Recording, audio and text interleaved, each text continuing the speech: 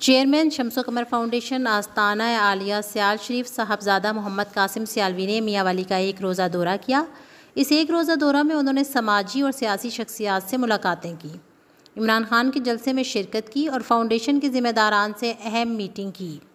تفصیلات کے مطابق آستانہ عالیہ سیال شریف کے سجادہ نشین خواجہ محمد ضیاء الحق سیالوی کے چھوٹے بھائی شمس و قمر فاؤنڈیشن کے چیئرمین محمد قاسم سیالوی نے میاں والی کا ایک روزہ دورہ کیا۔ سرگودہ موڑ میاں والی پر سینکڑوں عقیدت مند ان کے استقبال کے لیے جمع تھے، جہاں ان کا شاندار استقبال کیا گیا۔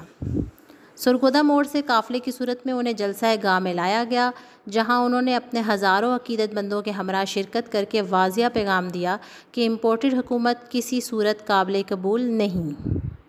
اور عمران خان ہی وہ واحد شخصیت ہیں جو پوری ایمانداری سے اس ملک کو بحرانوں سے نکال سکتا ہے۔ یاد رہے کہ آستانہ عالیہ کی جانب سے اس جلسہ میں شرکت کر کے اس کو کامیاب بنانے کے لیے اپنے عقیدت مندوں کے لیے واضح حکم جاری کیا گیا تھا، جس پر عمل درآمد کرتے ہوئے ضلع بھر سے ہزاروں مریدین نے اس جلسے میں شرکت کی۔ ان عقیدت مندوں نے پلے کارڈز اٹھا رکھے تھے جس پر پیر آف سیال شریف اور عمران خان کی تصاویر آویزاں تھیں۔ جلسے میں شرکت کرنے کے بعد چیئرمین شمس و قمر فاؤنڈیشن سے ممبر قومی اسمبلی امجد علی خان اور ممبر صوبائی اسمبلی سردار سبطین خان نے ملاقات کی اور اہم سیاسی امور پر مشاورت کی۔